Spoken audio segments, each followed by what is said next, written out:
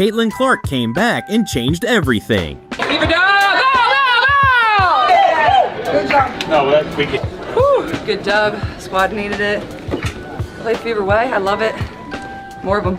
June 14th changed everything. Clark strode back into Gainbridge Fieldhouse with a compression sleeve on her leg and fire in her eyes, stared down the undefeated Liberty, and detonated the court. In 38 breath-stealing seconds, she splashed 3 thunderous threes from distances that belong in a video game, yanking 2.22 million viewers to the edge of their seats and silencing every skeptic in one volcanic outburst. Inside that deafening arena, you could almost feel the league's balance of power tilting on its axis. Back in the lineup, I'm ready to go. I think you're just excited more than anything. You know, it gets kind of difficult when you prepare for a game. Obviously, when I'm on the bench, still knowing the scout, knowing everything that the other team's going to do, and still trying to mentally prepare and go through everything like I'm going to play, even though I knew I wasn't going to play. So, you know, doing that, but also knowing I was going to be able to be active today, I think gives you a little extra juice. So I'm certainly excited just to get back out there, get playing, and really good opportunity for us at home here coming off of a loss. So it's a big game. But that was only the opening salvo, because the injury, the relentless rehab, and the creeping doubts about whether she'd ever be the same, that's where the real story begins. The injury should have been just another early season clash, but midway through a bruising second quarter against the Liberty, everything tilted. Clark exploded out of a screen, felt her quad seize, and crumpled as the whistle swallowed yet another. Slapped to her shooting arm. Indianapolis fell silent while New York's defenders jogged away unfazed, already sensing the momentum shift.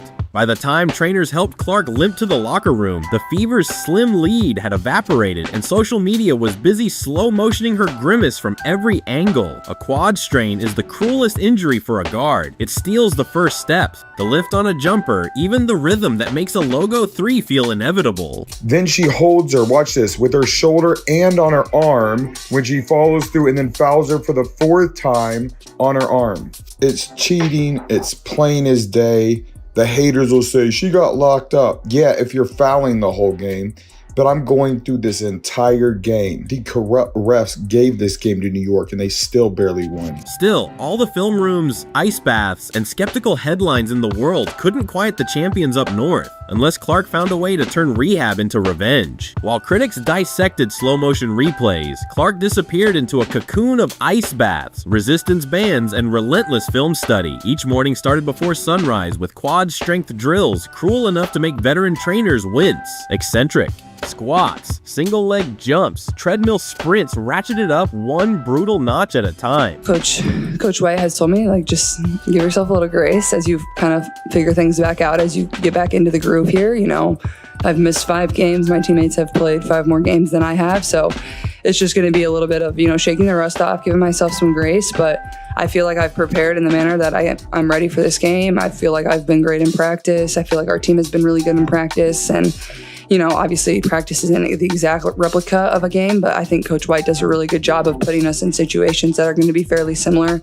When teammates wrapped up practice, she was still courtside alone, tracing invisible jump shots in the air, imprinting perfect form on muscles that refused to cooperate. Doctors begged caution. Clark answered by memorizing every Liberty rotation, logging hours on the iPad, rewinding their pick and roll coverages until she could call them out like audibles. Just coming into this after 2 weeks off, do you anticipate being on the minutes restriction today?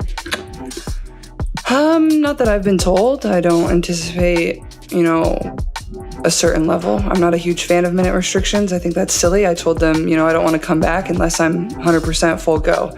Why would I be out there to play 20 minutes? I'm out there to win and give everything I have for this team. 3 weeks of silent obsession later, broadcasters penciled in the rematch, and 2.22 million viewers cleared their Saturday schedules to see if obsession would translate to vengeance. Finally, days before the matchup, Caitlin Clark was cleared to go out and compete. June 14th arrived like a live wire countdown. Gainbridge Fieldhouse pulsed hours before tip-off, lines curling around the block as fans held homemade CC returns. returns. Signs and scalpers whispered four-figure prices for nosebleeds. Inside, the Liberty jogged through warm-ups with an undefeated swagger, 9-0, league best offense, and a defense that prided itself on erasing perimeter threats. Their body language screamed, "We own this league until someone proves otherwise." Then Clark emerged from the tunnel. No limp, no brace, just white headphones, a midnight blue fever hoodie, and an unmistakable spark in her eyes. Down. And Cunningham is Kaylee down from the behind logo. the play. Oh my God! But they've got Caitlin Clark to fire away from three. And Cunningham Logo. just now getting up as she stayed down near the free throw line on the other end. Oh! Okay, Just why coming did back. Oh my he take gosh! that? An ankle Oh injury, my and then god, Johannes and of very course Marine cool. Johannes Two counters players it, not not playing. by the logo. But this is why I Kaylee love from the the NBA. logo again! We got a shootout! We got a shootout! Oh my Again! god! Where'd it No, go? no! She walked straight to the center court logo and launched a casual 34-footer that splashed so cleanly the Liberty's shoot-around chatter skidded to a halt. The building erupted, a roar equal parts relief and dare we dream hope. Television producers scrambled, social feeds exploded, Vegas betting lines swung 3 points in 90 seconds. For the first time all season, New York's bench fell silent, as Clark calmly retrieved her own rebound and drilled two more from nearly the same spot, each swish raising the decibel meter like a metronome ticking toward detonation. This for Ionescu, and here comes Clark. This is one thing you get with Clark is great pace and great passes. Found Boston perfectly.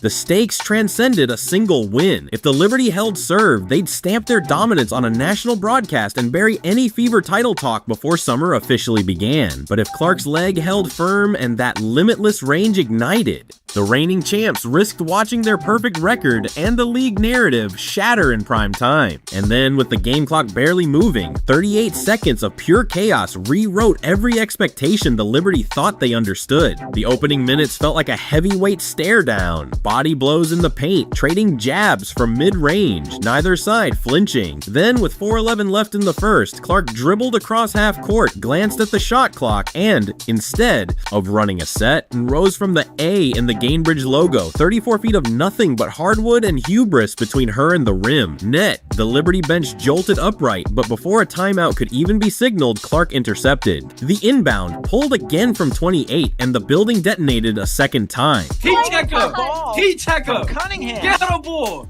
Get a ball! One more time! Cross! A logo Another again! walk, too. Ah! Oh, no!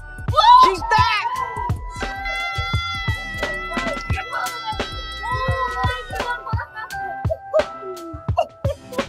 Oh, no! Watch it! Tried to laugh it off, yet panic flickered in their eyes as teammates scrambled to extend the defense. Too late. Clark slipped behind a stagger screen, stepped into a 31-footer. Even the champs realized they were suddenly playing catch-up in someone else's story. But Clark hadn't drained those missiles to chase social media highlight reels. She'd lit the fuse on something far bigger, and the stat line she assembled in the next 30 minutes would make league history look outdated in real time, suddenly playing catch-up in someone else's story. By halftime, Clark had already stacked 18 points, 4 dimes, and a swagger that radiated through every Fever jersey. But the third quarter is where numbers morphed into legend. She orchestrated a 17-0 avalanche by toggling between flamethrower and surgeon. A crossover into a step-back triple here, a no-look laser to Aaliyah Boston there, then a coast-to-coast burst past Brianna Stewart that ended with a soft kiss off glass.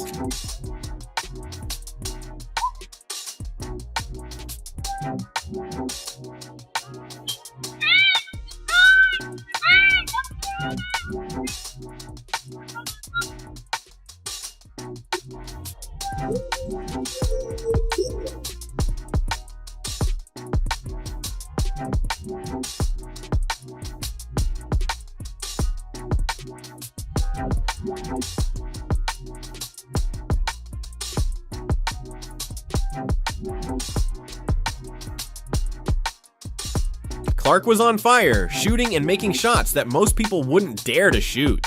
When the Liberty finally stemmed the bleeding, the scoreboard showed Indiana up double digits, and ESPN flashed a graphic no rookie had ever forced this early in a season. 32 points, 9 assists, 8 rebounds, 55% from the field, 7 of 14 from a zip code normally reserved for mascots and halftime shows. Those 32 weren't empty calories. They broke Candace Parker's record for 35-5 performances in a player's first 2 WNBA seasons, and tied Clark's own career high for made threes. More telling, every Liberty mini run was snuffed out by Clark's instant counterpunch, a pull-up logo bomb over a frantic closeout, or a whip pass that turned Kelsey Mitchell's corner 3 into a dagger. Shot selection analytics be damned. Each launch felt pre-calculated, the arc, rotation, and landing as predictable as sunrise. Caitlin Clark!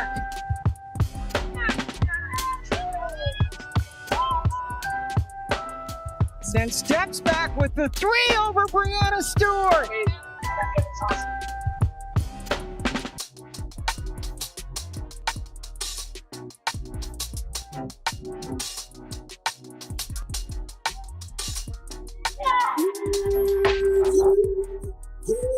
Stat sheets can sparkle without shifting history, but this line rewired it in real time. For the first time all year, the Liberty surrendered 100, while Indiana's 17 made triples marked a franchise record and a warning flare to every scouting department: defend 28 feet or die trying. Clark didn't just announce her return, she redrew the geometry of the sport inside 31 furious minutes. Still, a supernova alone can't flip a champion unless she drags an entire constellation into orbit with her. Clark's explosion might headline the highlight reels, but the Fever's victory was forged in a 5-woman surge that turned one superstar's momentum into a collective tidal wave. Kelsey Mitchell, after clanking her first, she shadow cut behind Liberty switches, let Clark's gravity bend the defense, and erupted for 10 fourth quarter points, 22 overall, every jumper punctuated by a primal fist pump that told New York their perimeter wasn't safe anywhere. Meanwhile, Lexi Hull circled the arc like a heat-seeking drone. Twice, she drifted into the weak side corner just as Clark rocketed a skip pass through 2 outstretched arms, burying triples that yanked the Liberty's bigs out of the paint and cracked their famed help rotations. First loss of the season.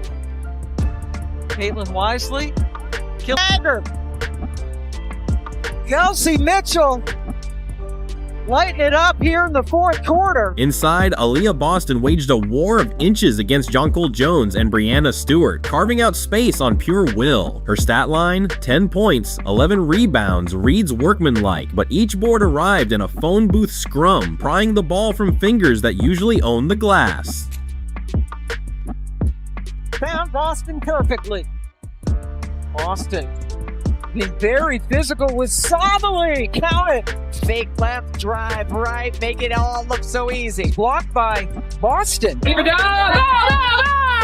Sophie Cunningham, fresh off an ankle sprain, checked in with a trainer's caution still visible on her gait. Moments later, she was diving for 50-50 balls, jawing at Stewart, and finishing with a staggering +31 ± that painted her value in neon. Even veteran Sydney Colson, more floor general than flamethrower, threaded 6 assists and drilled a corner 3 during the 17-0 avalanche, wagging a finger back up court as if to say the bench eats too.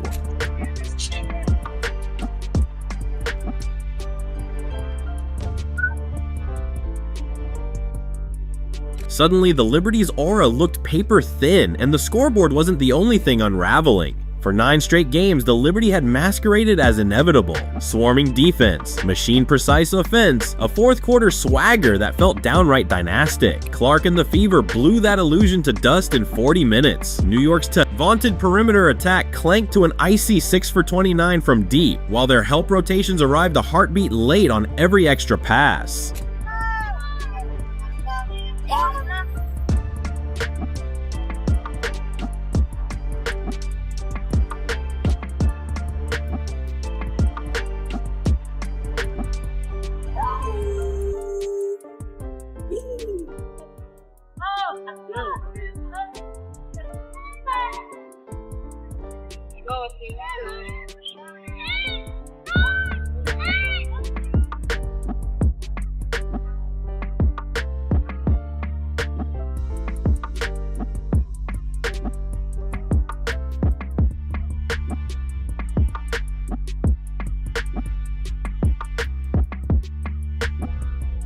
Sabrina Ionescu poured in 34 points and Brianna Stewart added 24, yet both looked more like desperate firemen than confident champions, sprinting from blaze to blaze as Indiana's threes rained down in every corner. The defensive metrics were uglier than the final score. First time all season the Liberty surrendered 100 plus. First time their opponents shot nearly 50% from three, and the first crack in a 9-game winning streak that had started to feel bulletproof. Sandy Brondello burned through timeouts trying junk defenses, traps at half court, switching everything, even a late box and one, only to watch Clark bend each scheme until it snapped. By the closing minutes, New York's body language sagged. Indiana's reserves stretched the lead while Clark rested. When the horn sounded, the champs didn't just lose a game, they lost the shield of invincibility. One quad-battered superstar and a suddenly fearless supporting cast had dragged them back to earth, proving the WNBA throne is up for grabs after all. And the ripple effects? They stretch far beyond one scoreboard.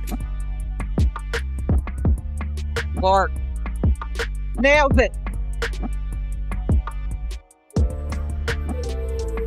A 17-0 run. League insiders call it the CC Shockwave, and the after tremors hit before the sweat on Clark's jersey dried. Within minutes, Dagger logo legend trended worldwide. LeBron fired off a 5-word tweet, "She is him, period." That racked up 1 million likes in an hour. StubHub listings for the Fever's next home stand doubled, then tripled, cresting at prices usually reserved for NBA playoffs. ESPN bumped a Yankees-Red Sox teaser to run extended Fever highlights, while SportsCenter dedicated its A block to a WNBA regular season game for the first time in a decade. Corporate America noticed too. Wilson's social team cut a mini montage of Clark's 34-foot bomb and posted it with the caption, "Range Unlimited." It gathered 2 million views before midnight and sent Nike stock watchers scrambling to assess whether they'd underestimated a once-in-a-generation marketing engine. Meanwhile, ticket brokers in Seattle, Phoenix, and Las Vegas quietly tacked potential playoff preview surcharges onto any matchup that included Clark's name. Because buzz was morphing into bankable demand, and inside locker rooms across the league, a new scouting priority materialized overnight. Pick Clark up at half court or brace for a 3-point avalanche. Coaches dug out defensive schemes last deployed against Steph Curry in his prime, rerouting practice drills to simulate 30-foot closeouts. Players who once rolled their eyes at the hype now watched film with notebooks in hand, realizing they'd just seen the ceiling of women's basketball crack wide enough to pull the sport into an entirely new stratosphere of attention and scrutiny. We understand that basketball is a game of runs, and not being able to just give up in those moments. I think, especially in that run, our bench came in and provided some really, really good minutes. Really just proud of, Sophie coming back, being able to contribute like she did, plus 31 tonight. She was a big part of that run. So I think just being able to trust 1 through 11, 1 through 10, that we're going to go out there, have each other's back, and we're going to work through those tough times, because New York's a really good team. They're going to go on runs. They're going to have those moments where we can't stop them for a period of time, but it's how do we fix that? How do we change that momentum? I'm just really proud, of our group for staying with it. Which leads to the question echoing from blogs to barbershops. If the champs can bleed, did the Fever just flip the entire power hierarchy on its head? Or is this only a teaser for a rivalry that will define the next decade? One strained quad, 5 missed games, and a thunderclap return that ejected the defending champions from their perfect perch. Caitlin Clark's saga reads less like a mid-season storyline and more like the opening chapter of a legend. She took the league's loudest doubts, weaponized them into 32-9-8 on national television, and dragged a once wobbly Fever into the title conversation by sheer gravitational pull. Yet the true revelation wasn't the logo threes or the stat sheet. It was a roster that morphed from supporting cast to co-stars the moment their leader reignited. So congrats on your great performance. Thanks. Just want to let you know you have a huge fan base in Hong Kong. Oh, I appreciate that. And hopefully I'll get there one day. And today, there are 5 Hong Kong fans fly from Hong Kong to No way. Oh my gosh. And the hour is 22 hours. No way. Oh So my goodness. Well, I wish I could have met them. Just want to say this, including me. If you know them, tell them thank you for coming. That's incredible. Yeah, so any plans you will visit Hong Kong with your teams in the future years? Yeah, maybe we'll head to Hong Kong after the season. I mean, I certainly hope to go to Hong Kong one day. That's It's incredible to see the type of reach that we can have and how much people love basketball across. So here's where we leave you. The Liberty's aura has cracked. The standings are suddenly mortal, and every arena she visits from now on will feel like a sold-out playoff cauldron. Will Clark's quad hold through the grind? Can the Fever sustain 5 players in double figures when scouting reports adjust? Or did we just witness the spark that sets fire to an era the league has never seen? Drop a fired up for CC in the comments if you're riding this wave. Smash subscribe so you don't miss a single logo launch, and hit the bell because the next chapter of this rivalry is one buzzer beater away. And trust me, you want front row seats when it detonates.